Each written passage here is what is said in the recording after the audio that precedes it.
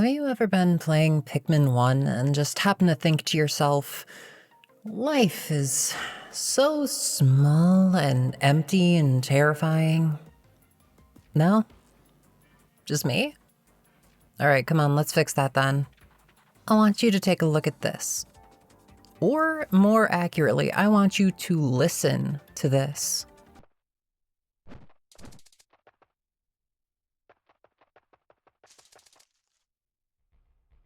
It's real different when you don't have music playing when you're playing Pikmin 1.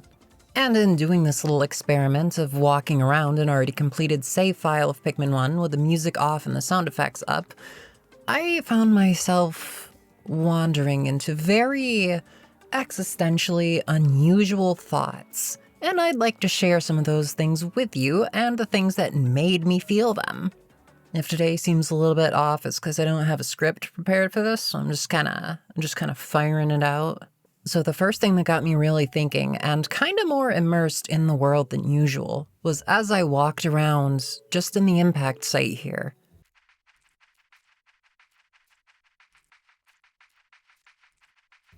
There's no noise.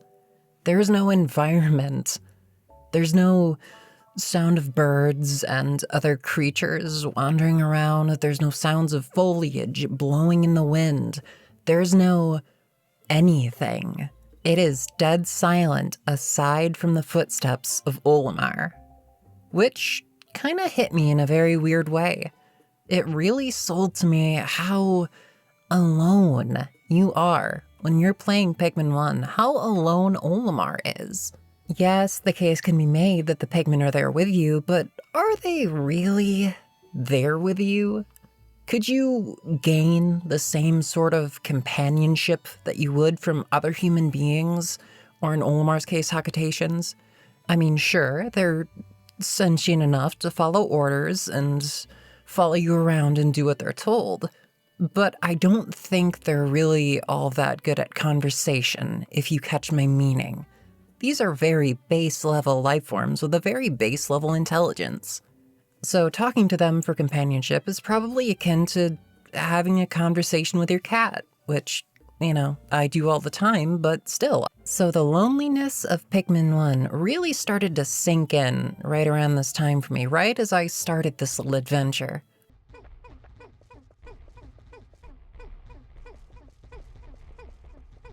Isn't that interesting? It sounds almost like there's a rhythm to everything around you. The pulsating of the onions and the Pikmin chanting, and it all just kind of melts together just right to be almost music. But it's off. The rhythm isn't quite there. And in the background, if you listen carefully, you can hear the ship.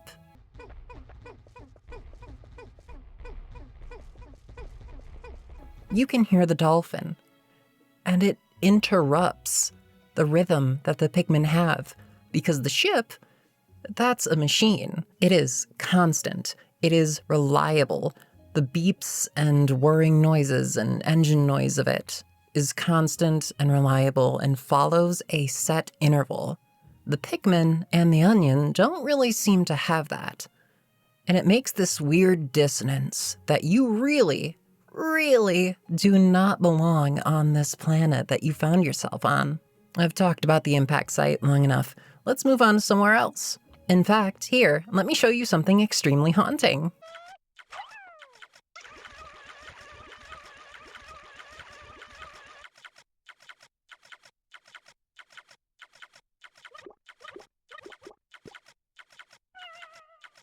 I bet that made you a little uncomfortable, didn't it? I know it made me a little uncomfortable. But it also made me think about the sound design of this game. Underneath the music, it's still weird, but it's soothing, it's soothing weird. But the sound design, it's really meant to be gritty. It's meant to get across the visceral nature of the things that you're doing. When you hear a Pikmin die, whether it's from the terrible, ghastly, drowning noises that they make, or from just being eaten or crushed or being burned or dying in any of the myriad of ways that Pikmin die under Olimar's command, it's visceral.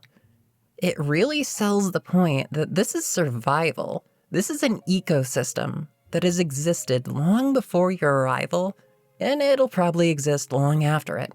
Although the long-term ecological effects of Olimar's actions here could be debated. It also made me think of something else. These Pikmin just watched me, for no apparent reason, throw their brethren into a lake and watch them die. And yet, they're all still here. They're all still following me and staring at me with this wonder in their eyes. They revere me. They trust me implicitly. And that is an incredibly strange thing to wrap your head around when you're playing this game, because the Pikmin, they're supposed to be thought of as expendable resources. These little guys aren't meant to be long-term companions. They're meant to be troops that you throw into battle, and if you lose a few of them, it doesn't really matter because you can just make a bunch more. But the weight of responsibility when you just take a moment and drink in everything, it's pretty significant. And these little guys trust you implicitly. They trust you with their life, the lives of their brothers and sisters, I guess. And the lives of everything on this planet are going to be greatly impacted by the actions you take when taking advantage of the Pikmin's trust. It's a big wheel, you get what I'm saying. One thing leads to another, and look at this bridge. It is being eaten. Nature is healing itself. And this sent me down a really deep rabbit hole of thought for a bit. Originally, I did have a script for this video, but it was just pseudo-philosophical nonsense for several pages, so here we are. But this made me really think in very abstract terms from what we're actually looking at here, in terms of the permanence of Olimar's impact on the world, which obviously got me thinking about our impact on the world around us, how things will change, how things will be demolished, how things that we build, at least in a physical sense, will inevitably crumble to time and be forgotten. Which, obviously, is a very dark train of thought to follow all the way down the tunnel. But there's also a unique hope to it, because you can see the effects that Olimar's actions have had, that your actions have had on PNF 404 by the time the game ends. You can take off with the good ending and see the Pikmin organizing and defending themselves. You had an impact beyond the things that will be destroyed or washed away or taken down by time. You caused more change than you could ever possibly comprehend in your lifetime. And that was something I really wanted to touch on, but when I wrote it originally in the script, I just ended up going on for paragraphs about time and existence and legacy, and it was all just a bunch of nonsense. So let's move on from that to something real and tangible and just kind of neat. This is a bottle of Ramune. You could go to the store right now and buy a bottle, and you could hold it in your hand, and you could take this picture, and you could visualize Olimar right next to that bottle and really get a sense of how tiny the scale of everything here is. Which, I know, that's obvious, that's kind of the whole point of the games, but I still found this interesting because it made me think about the scale of Olimar's struggles. Not just the scale of him as a tiny, teeny little alien guy, but the scale of the things that Olimar does on a day-to-day basis on this planet while he's fighting for survival. He is, by every metric, a minuscule creature, and yet he has a tremendous effect on the ecology of the entire planet. We become invested in his struggle, despite the fact that he's like, an inch or two tall? Which, of course, in turn, got me thinking about the scale of us and how small we are in the whole relativity of existence thing. Our actions could be seen in day-to-day life as incredibly small and inconsequential by every measurement if we're taking into account just the wider universe around us, even the wider world around us. For a lot of us, it doesn't seem like our actions have much of an impact. But at the same time, Olimar would probably assume that too. And yet, this little tiny fictional man has had an impact on millions and millions of people in so many different ways for so many years now. Because this game is more than 20 years old, and it's almost as ancient as I am. And in that time, it's had a tremendous impact.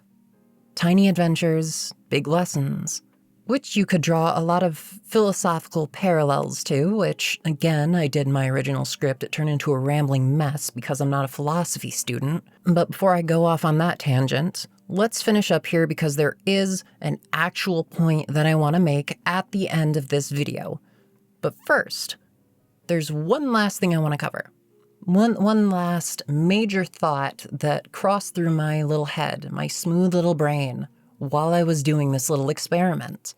And that is that Olimar, in the absence of the Pikmin, he'd just kind of be doomed. He'd be dead. Olimar is so dependent on the Pikmin that it's impossible to really think about how Olimar could have accomplished anything if he were just on his own.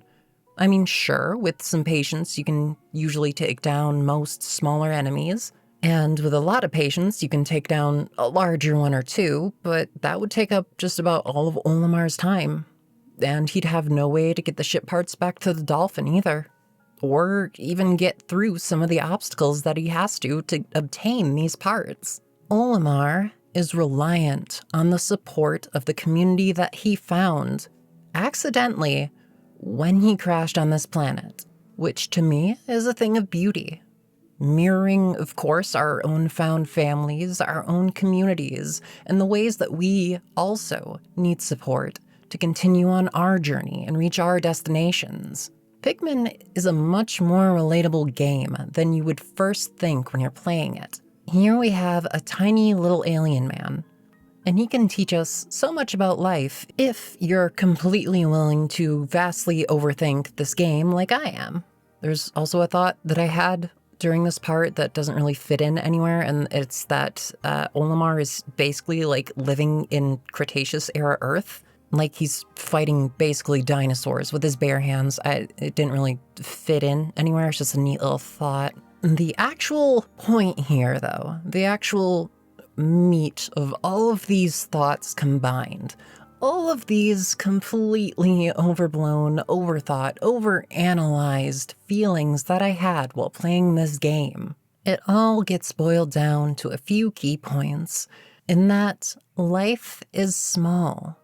We are small, but the impacts that we have, especially on the communities and the people around us, are so massive we can't really understand them.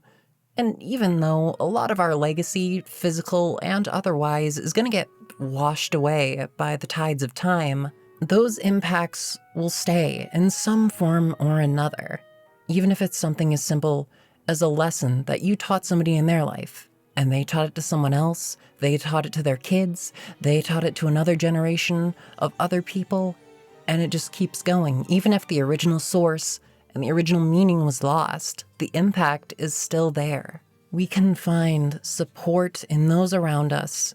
We can find peace in the silence and the eerie tension that comes from thinking about the fact that we're alone, and yet we're not. Now, I know this has just kind of gone on and probably doesn't make much sense, but all of that to say, video games are incredible works of art, and I am very happy to be back talking about them again with you.